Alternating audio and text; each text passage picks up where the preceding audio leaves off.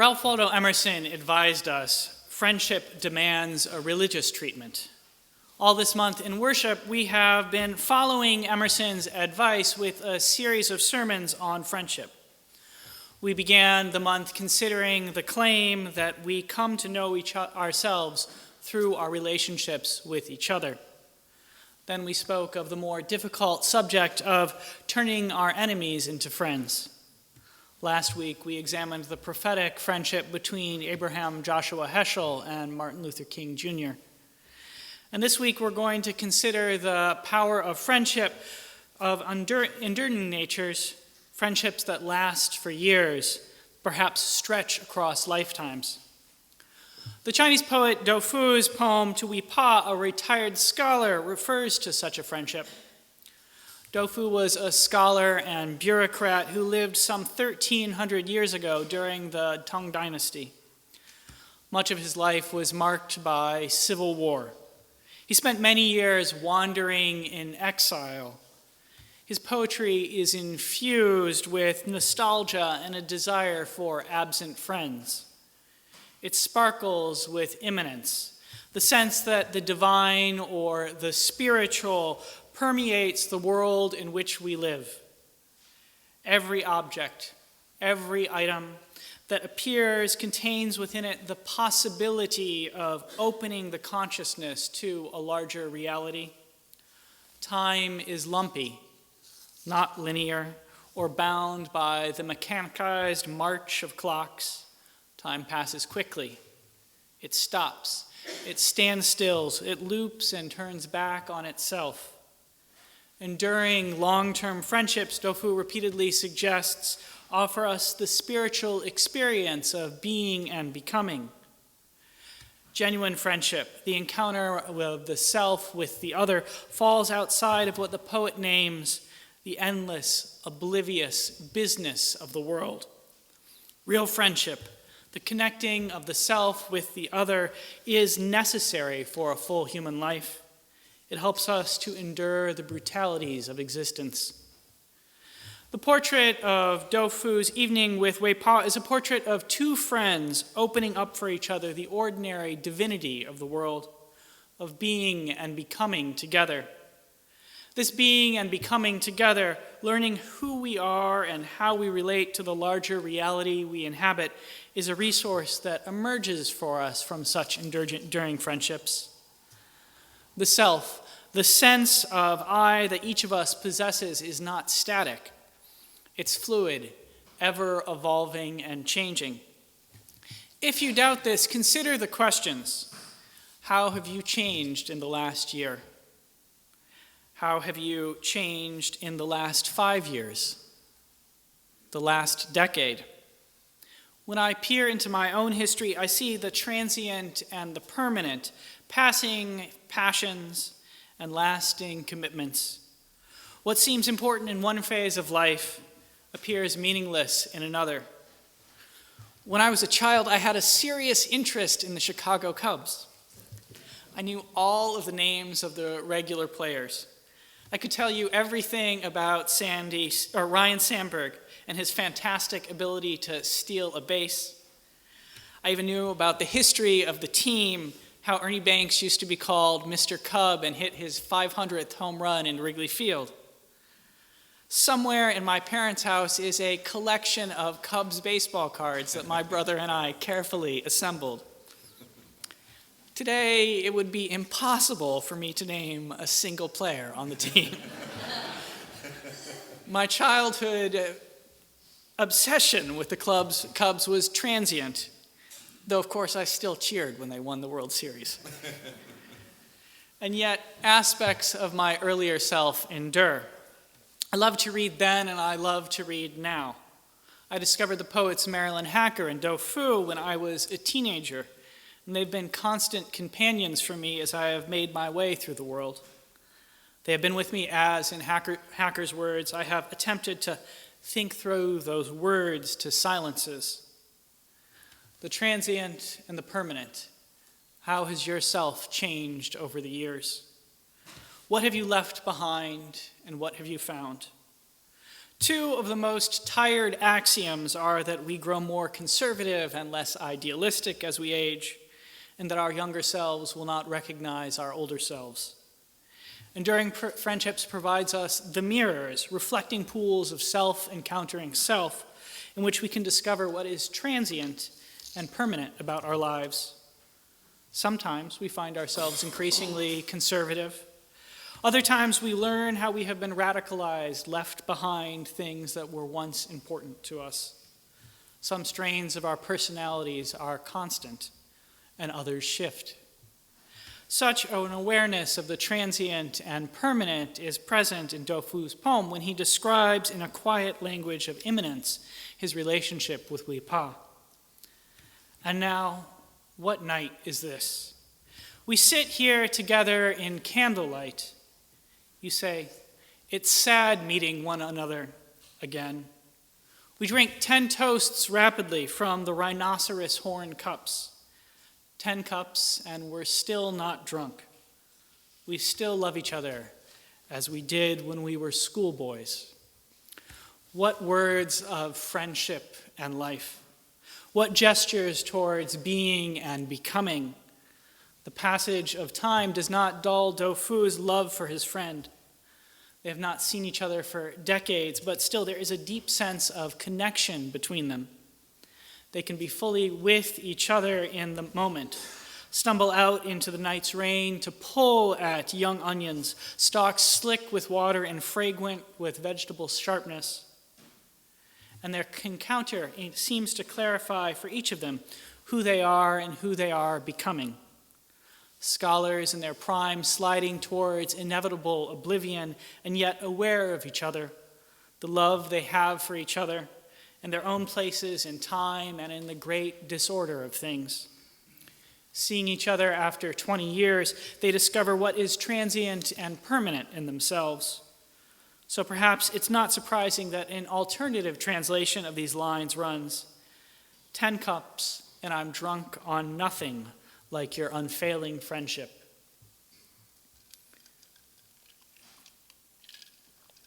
Drunk on friendship. Has that ever happened to you? Where you encountered an old friend after much time and learned something about what was transient and permanent about your life? When time seemed to stretch or stop or reveal itself as more complex, more multifaceted than it otherwise appears? I certainly have. Just last month, I was back in Detroit visiting an old friend. Lorraine Perlman is a writer, musician, and activist who I've known for most of my adult life.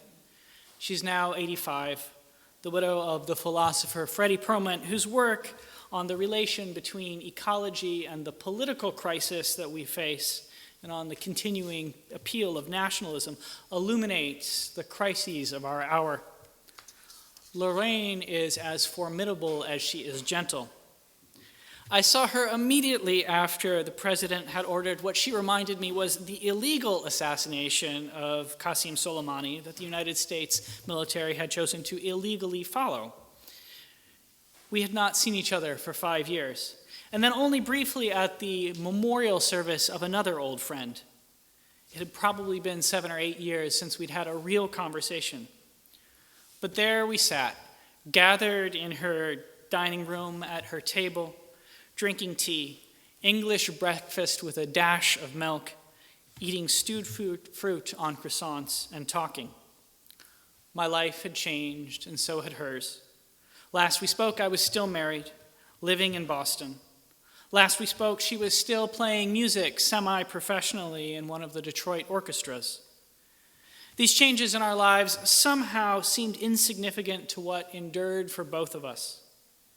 We spoke of art and politics, our shared surprise at the influence her husband's philosophy has had in northern Syria, our disgust at militarism, and the seemingly constant desire of wealthy men to put the poor of different countries at each other's throats. What hope there is for the future, and the beauty that endures, and like Dofu and Hui Pa, friends who have become ghosts. Sitting with Lorraine, I thought about what was transient and permanent in my life. I felt myself being and becoming with her, aware of who I had been when we met, a young man just out of college, and who I am now, a middle-aged Unitarian minister and scholar, and who I might be in the future. Does such an experience seem familiar? Have you had one of those encounters with an old friend that has revealed to you what is permanent in your life? One of my enduring friendships during graduate school taught me that the transient and permanent nature of myself, that being in touch with it, that understanding how I am being and becoming in the world is essential for surviving times of crises. While I was working on my doctorate, I became good friends with the literary critic Charles Peterson. He's one of the editors of N+1, an excellent magazine out of New York devoted to literature, culture, and politics. Prior to starting his graduate work, Charles scraped by writing book reviews for a variety of publications. As a book reviewer, he developed the capacity to discern the key points of any text quickly. Watching him read is fascinating. He can flip through a thick volume and tell you more or less what it's about in just a couple dozen minutes. And he's very good at summarizing and describing for you how one book relates to another. For him, the world's literature seems like a great constellation. Each point, each author, each text connected to one another. Now, book reviewing, like most professions, turns out to be not without its hazards. One of these is a tendency to cultivate a certain passionate dislike for much of literature. For Charles, it is often easier to speak ill of a text than to praise it. In the first years that I knew him, he had such a capacity for this that another friend of mine and I repeatedly threatened to start a blog capturing all of his witty and caustic sayings. We were going to call it Charles Peterson Hates Your Book.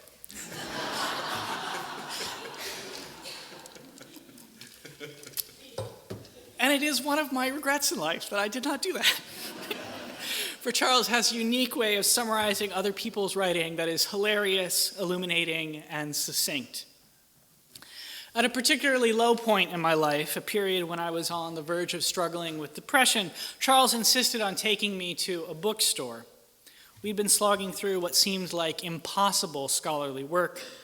My own writing was not going well, and neither was my home life. I was questioning all the choices that I had made.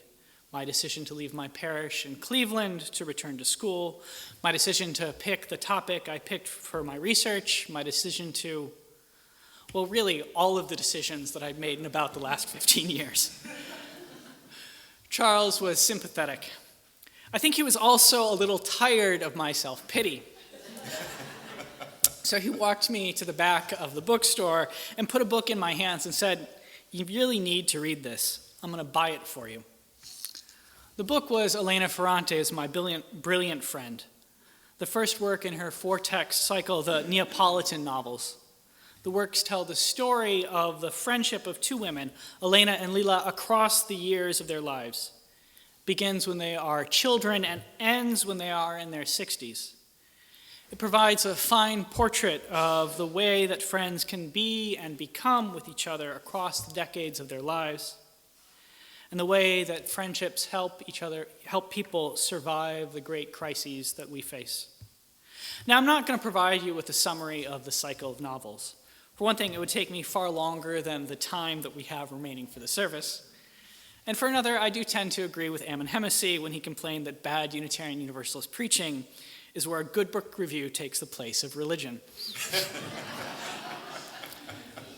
And though this is a literature-laden sermon, it is not a book review.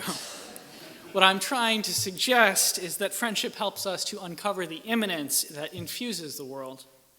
What I am attempting to do is to point to the spark of the divine that resides within and that can be found without. What I'm endeavoring to do is to offer a glimpse of my own being and becoming in the hopes that it might provide you with a flicker of recognition of your own.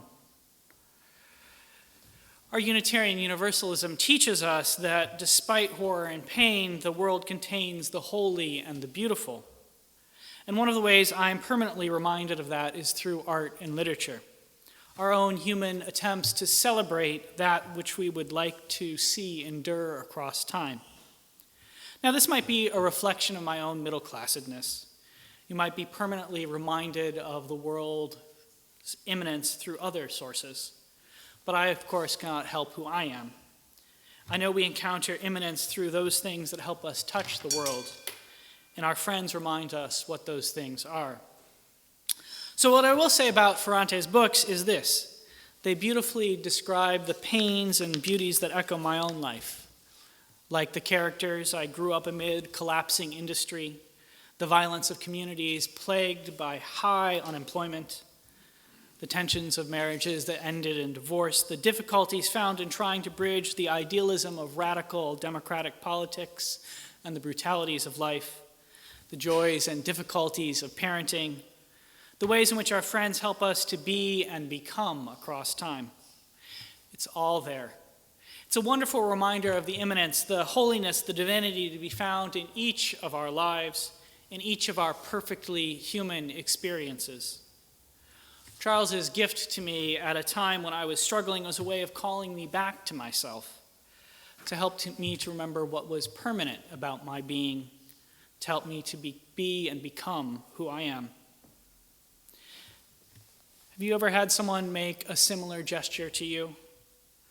Just a simple gesture that helped you in a time of struggle, reminded you of your being, your essence, and helped you to uncover a flash of immanence in the world?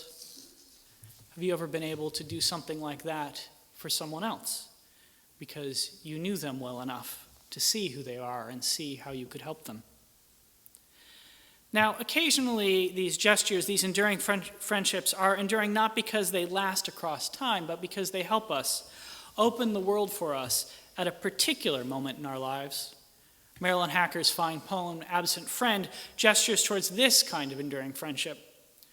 Realizing after her conversation that her encounter with the unnamed person in the poem was effervescent, she wrote, "Whatever it was we said that night is gone, framed like a photograph nobody took, stretched out on a camp cot with the book. I think we will talk all night again, there or another where, but I am wrong." And yet the impact of such a friendship endured, for it exposed only for one evening the immanence of the world. The memory of it was enough for Hacker to recall it again and again through poetry, to stretch out that evening of 4 a.m. tea steeps into the words on paper that would abide. It is a reminder of a time in which Hacker appears to be being and becoming. She is in the moment, and the night is gone, and she is becoming, as artists are always becoming, a poet. Being and becoming, revealing the immanence of the world, calling us back to ourselves. There's a certain message lurking in the background of all of our services this month on friendship. It's a message we'll revisit shortly in our closing hymn, Lean on Me.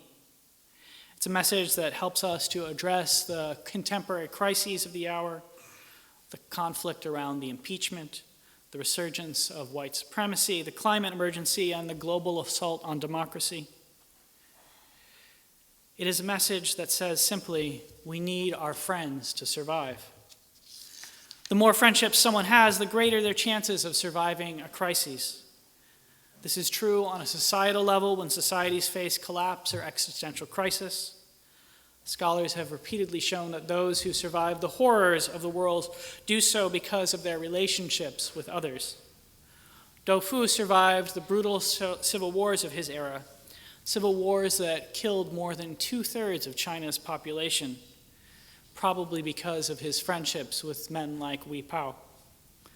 The more friendships someone has, the greater chances of their surviving a crisis. This is also true on a personal level when we are caught up in the turmoil of our own lives. I doubt I would have weathered the personal crises I faced during graduate school without friends like Charles. Nor would I have fully remembered what is permanent and not transient about my own life without friends like Lorraine. We need each other to survive. Our friends help us to survive the crises of the world and the crises of our lives. This brings me to the final message that has been present but not always spoken within this sermon series. Unitarian Universalist communities are excellent places to nurture friendships. Here we preach the inherent worth and dignity of all people. Here we remind each other of the immanence of the divinity, the holy spark, the beauty present within each human heart and in the world. Here we lift up the power of connecting with each other and offer numerous opportunities to connect, to find each other through friendship. After service, you can attend a discussion circle, attend a meeting on confronting the climate crisis or on the welcoming congregation, or just enjoy coffee and conversation in Channing Hall. There's even a welcoming table for those of you who are new here so that you might try to have a space to connect with others in the community. Friends who you might just, whatever the challenges you face, help you to survive and be and become who you should be. And so in that spirit, I close with words from our final hymn, words that remind us that our friends help us to be and become, survive and endure, and ultimately discover the beauty that surrounds us. That hymn reads, "Sometimes in our lives we all have pain, we all have sorrow.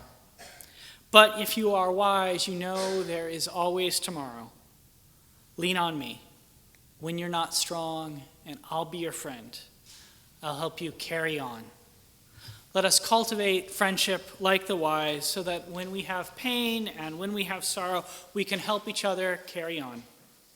In the hopes that we might do so, I invite the congregation to say, Amen.